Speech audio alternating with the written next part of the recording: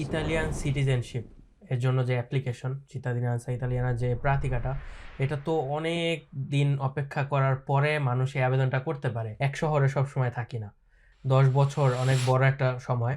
তো এই পুরো পিরিয়ডটাতে লাইক এক একটা বছর এক একটা শহরে থাকি। এখানে ধরেন 6, 7, 8টা শহর মিলে আমার থাকা হয়। এখন 6, 7, 8টা শহরে গিয়ে তো আমার হিস্টোরিক্যাল রেসিডেন্সটা তুলে আনা সম্ভব না। তো এই ব্যাপারে কি আমরা আমাদের ভাইদের কোনো সাহায্য করতে পারি কিনা? তো এই জন্য বলবো 10 বছর হয়ে গেলেই আপনি আমার কাছে আসবেন না, কমপক্ষে 6 মাস বা 5 মাস বা 4 মাস আগে আসবেন। আসসালামু আলাইকুম ভাইয়া। ইতালিয়ান সিটিজেনশিপ এর জন্য যে অ্যাপ্লিকেশন চিত্তাদিনান্সা ইতালিয়ানা যে প্রার্থিকাটা, এটা তো অনেক দিন অপেক্ষা করার পরে মানুষ এই আবেদনটা করতে পারে। আমরা জানি যে নর্মালি তার 10 বছর কন্টিনিউয়াস রেসিডেন্স থাকতে হবে, এর পরবর্তীতে গিয়ে সে আবেদনটা করতে পারবে।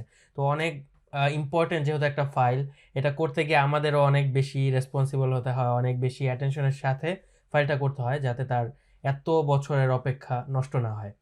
তো এই আবেদনটা করার ক্ষেত্রে আমরা যখন তার এই হিস্টোরিটা আমরা দেখতে যাই, তার রেসিডেন্স 10 বছর কন্টিনিউয়াস ছিল কিনা, তখন আমরা নর্মালি কি করি, আগেন্সা দেল এন্ট্রাতে গিয়ে দাতিয়ানা গ্রাফিচি দেখি ফার্স্টে, কারণ এটাই আমাদের সব থেকে অ্যাভেলেবল সোর্স বলা যেতে পারে।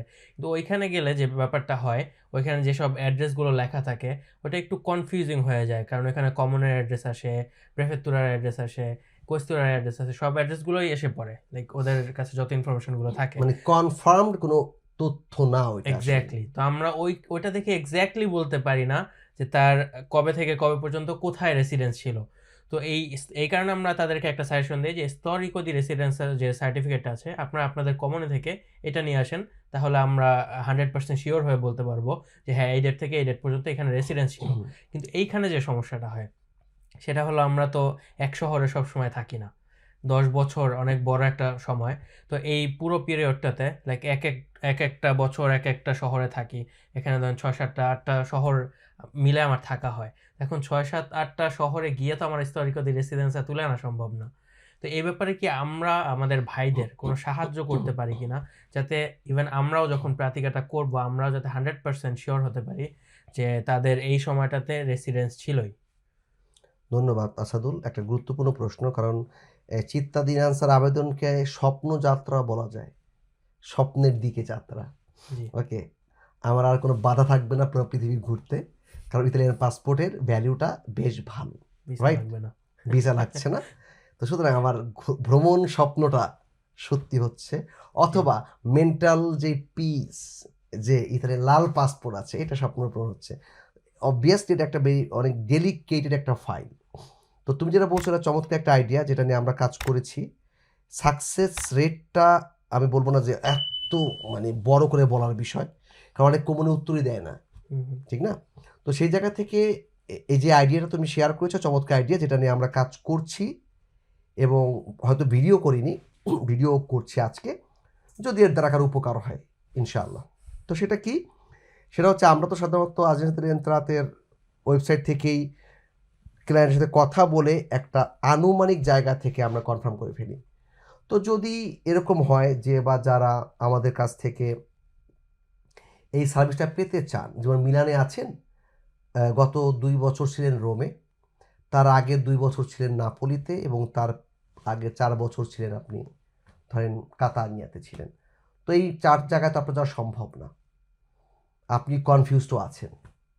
তখন ওই ক্ষেত্রে আমরা আপনার হয়ে আমরা এই বিভিন্ন কমিউনিটিতে যোগাযোগ করে আপনার স্তরিকোটা আপনার হাতে পৌঁছে দিব। এই ক্ষেত্রে বলে রাখা ভালো, সময়ের ব্যাপারটাতে আমরা কিছুটা কনফিউজ থাকি। তো এই জন্য বলবো 10 বছর হয়ে গেলেই আপনি আমার কাছে আসবেন না, কমপক্ষে 6 মাস বা 5 মাস বা 4 মাস আগে আসবেন, যাতে করে আমরা এনাফ সময় হাতে পেতে পারি এবং আপনার রেসিডেন্স যেই কমিউনিটিতে ছিল সেই সব জায়গাতে আমরা যোগাযোগ করে আপনার নিশ্চিত করতে পারি যে আপনার স্তরিকও দেখে আমরা বুঝেছি যে আপনার কোথাও গ্যাপ ছিল না। তো এই ক্ষেত্রে আমাদের যেটা চাওয়া থাকবে যে আপনি মিলান থেকে নেপলস বা নাপোলি যাবেন, যাওয়া আসার খরচটা আমাকে দিতে হবে। ব্যাপারটা এরকম। তার মানে কি, আপনার জায়গায় আমি যাব তো না, ইন্ডিয়াল তা আমরা কাজ করব।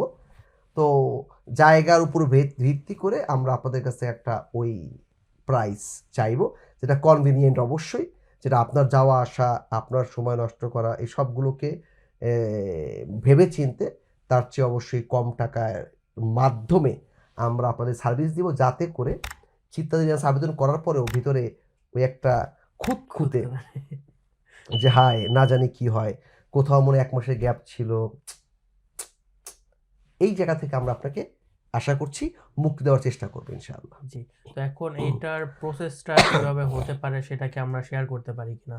যে অন্যান্য অনেক শহর তো আছে যেগুলো আপনি যেটা বললেন যে অনেক কমনে আছে যারা রিপ্লাই করে না।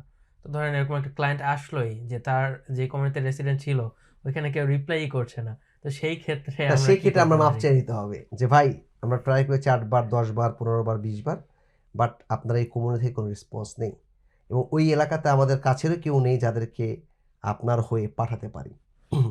তো এই আর কি বিষয়টা, তখন সেক্ষেত্রে তার কাছে ক্ষমা চেয়ে নেওয়া আর কি। তবে এর মাঝে একটা জিনিস আমি অ্যাড করে ফেলি, আমরা রিসেন্টলি আমরা করলাম, ডিসকভার করলাম হুম, যে আইএনপিএর রে আলহামদুলিল্লাহ তারাও স্তরিকেও ধীরে ধীরে এনসা দেওয়া শুরু করেছে। তবে সেটা অনেক আগে থেকে না, 22-এর শুরু থেকে বা 21-এর দিকেও আমরা দেখতে জি, পেয়েছি। তার মানে কি 21 এবং 22 থেকে তারা স্তরিক রেজিডেন্সা দিতে পারছে। আগের বছরগুলোর ক্ষেত্রে তারা পারছে না। তো ওই ক্ষেত্রে যদি কারো ব্যাপারটা থেকে থাকে, আমরা আপনাদের পাশে অবশ্যই আছি এবং চেষ্টা করব আপনাদেরকে খুশি করার জন্য ইনশাআল্লাহ।